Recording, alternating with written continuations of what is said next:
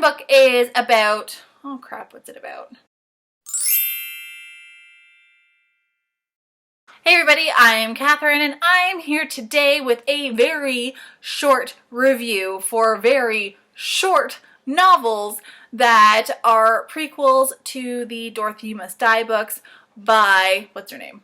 Danielle Paige. So I read all 3 novellas through my library in audiobook format, and it took a while because the 3 books didn't come out in one giant book until they were all done, so I read each of them individually over the span of like the last year or so.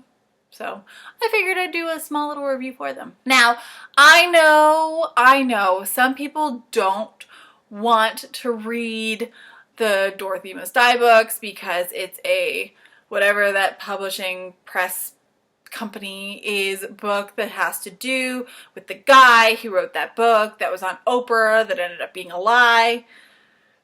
I get it, I do. But honestly, to judge a book series strictly on that isn't fair to the author who actually wrote it. So I say, you know what, go for it. Give it a try. Why not?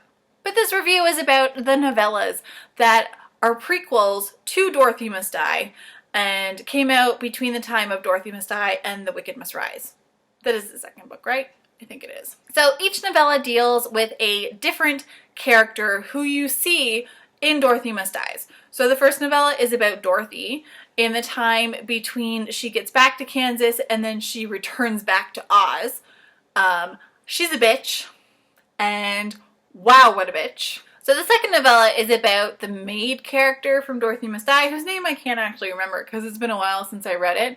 But it's about how she gets involved with Dorothy and, you know, the Dorothy resistance and how she deals with Dorothy and how she witnesses stuff, and is actually really interesting to read that one. That was my favorite, I think, of the 3. And then you have the one about the wizard. And this was possibly my least favorite of the 3. And by possibly, I mean it was. I didn't really like this one as much. I thought it was kind of stupid. But anyway, this one's about the wizard and the time between when he leaves and when he returns. So that's what you have in store for you. All in all, I don't feel as though these novellas are something that you have to read to enjoy the series proper. I actually haven't read the second book yet. I need to. I got it from the library and it expired, so I need to get on that. I actually need to buy it because I have the first one on my shelf, so they have to match. I do think they add a nice extra dimension to the stories for when you're reading them because it does dive deeper into the story before Amy and it gives more background on that. So then, of course, when you're reading, you kind of put more 2 and 2 together to get 5, that sort of thing. But honestly, you probably aren't going to miss out a whole lot by not reading these. So it's totally up to you. I do enjoy the fact that, at least through my library, they did then release them separately as well as in the omnibus. I believe the omnibus was actually released in paperback, I want to say. I don't think it was released in hardcover. Yeah, so the bind-up was only released in paperback, which I hate when they do that. Like, where is it on the shelf behind me? Okay, see this? This, am I pointing to the right one? Yes, I am. This is the bind-up of all of the novellas for the Throne of Glass books that came out before Throne of Glass was actually published, and they were put only in novella form.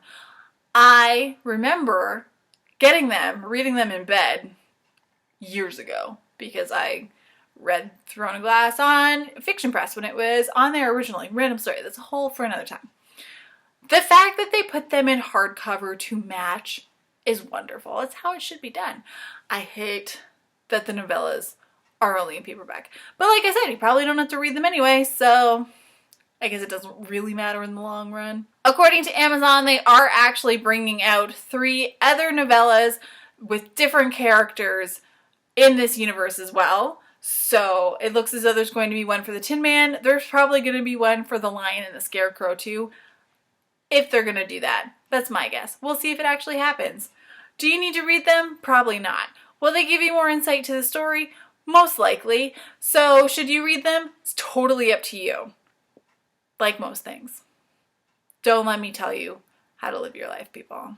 Because I know nothing. That is my review for the Dorothy Must Die novellas. They were okay. I'm kind of glad I read them. I'm sure I'll be more glad I read them once I read the second book, but yeah. It was just a nice little extra insight into the world of Oz, which Oz is pretty awesome, so yeah. And as always, everybody, until next time, happy reading.